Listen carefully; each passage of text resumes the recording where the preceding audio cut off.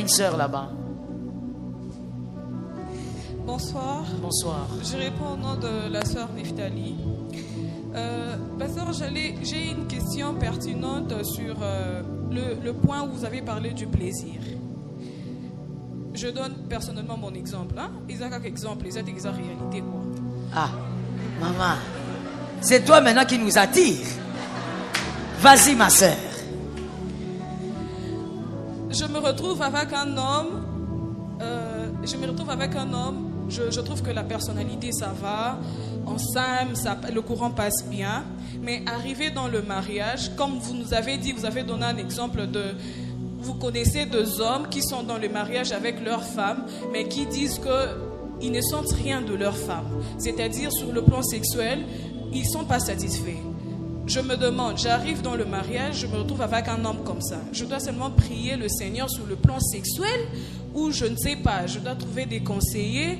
Je veux un peu avoir un petit éclaircissement sur ce point. D'accord, c'est une belle question, ma soeur. Je commence d'abord par dire, quand vous vous mariez avec un homme, vous voyez que tout va bien à l'intérieur sexuellement. Il ne vous attire plus, tout ce qu'il fait ne vous fait rien. Même quand il vous touche, ça vous énerve, ça vous rappelle votre plus mauvais souvenir de la vie. Alors, il y a d'abord une chose à vérifier vous-même. Là, vous parlez en tant que femme, n'est-ce pas? D'accord, alors je réponds en tant que femme. Il faut d'abord en tant que femme vérifier quelque chose vous-même. Cet homme qui est en face de vous, est-ce lui le problème ou c'est vous? Parce que vous pouvez vous-même être le problème d'une insatisfaction sexuelle dans le mariage. Comment? De plusieurs manières, mais je donne seulement deux. Première, c'est que vous avez eu des expériences et vous ne vous retrouvez plus. Vous avez eu à vivre avec des hommes qui vous ont fait des choses extraordinaires. Ils vous ont fait monter comme... Pourquoi tu regardes par terre? Ils vous ont fait monter au ciel, ils vous ont fait descendre. Vous avez vu des 2XL, des 3XL. Maintenant, dans le mariage, votre mari est taille L. Pourquoi tu dis taille S? Vous voyez, ma soeur, il y a des cas comme ça où, en fait, cet homme n'est pas un problème. Cet homme, il fait de son mieux pour avoir l'intimité comme lui connaît. Mais toi, tu es trop loin par rapport à lui. Toi, tu as des expériences. Et j'insiste aussi sur ça. On a ri, mais c'est une vérité. Tu as connu des 3XL. Lui, c'est taille S. Mais lui ne sait pas qu'il ne te donne pas du plaisir parce qu'il est taille S. Mais toi, la femme, c'est ton corps. Tu sais que cette taille ici, tu n'es plus accoutumé. Il ne faut pas oublier, le corps de la femme, c'est un muscle. Le muscle, c'est comme quand vous faites le sport. Plus tu fais le muscle fait quoi? Voilà. Donc, quelque part, ça peut être la première raison. Et souvent, j'ai eu des femmes qui sont venues vite me voir. Maman, tu vois, maintenant, vous aimez dire aux gens qu'il ne faut pas avoir de la sexualité avant le mariage. Mais maintenant, moi, je suis insatisfaite. Mon mari ne me satisfait pas. Mais pour certaines femmes, pas toutes, pour certaines femmes, quand on a commencé à analyser, le problème, c'était elle.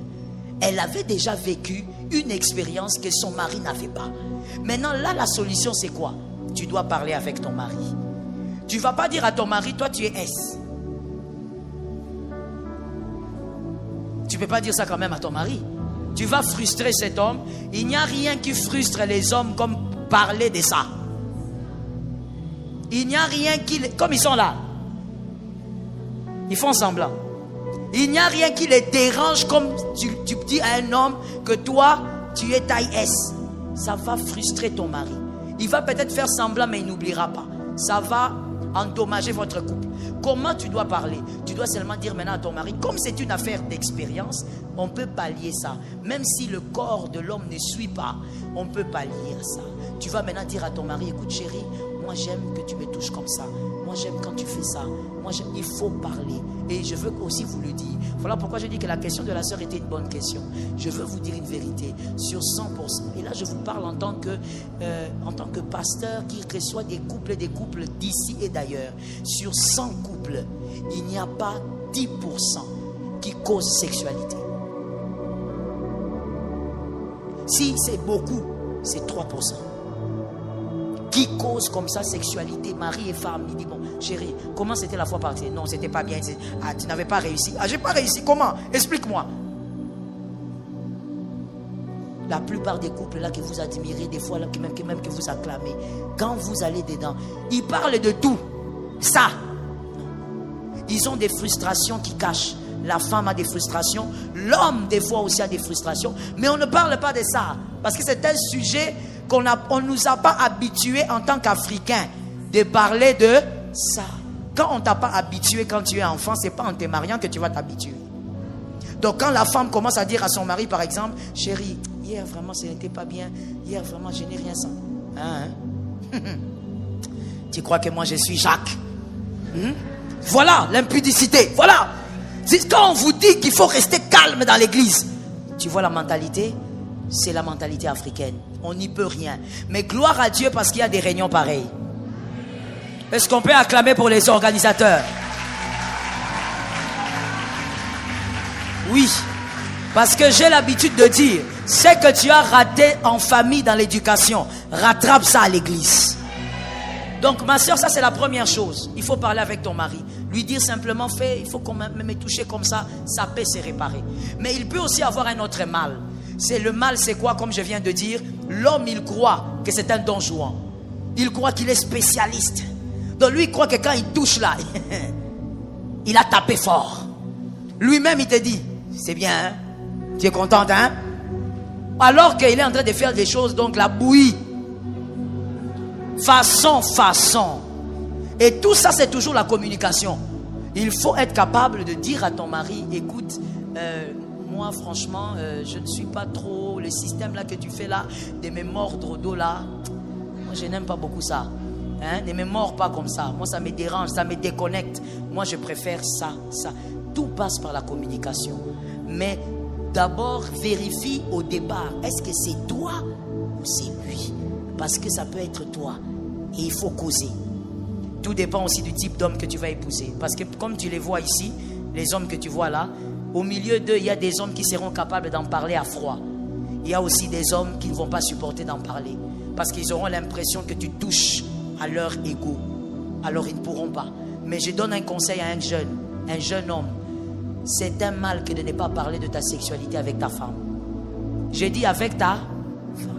Je ne dis pas avec la copine qui t'attend là dehors. D'ailleurs, vous êtes dans les copinages, vous voulez pécher ce soir? Non, hein? Si cette copine là qui t'attend dehors t'amène dans le péché, je dis feu. Feu.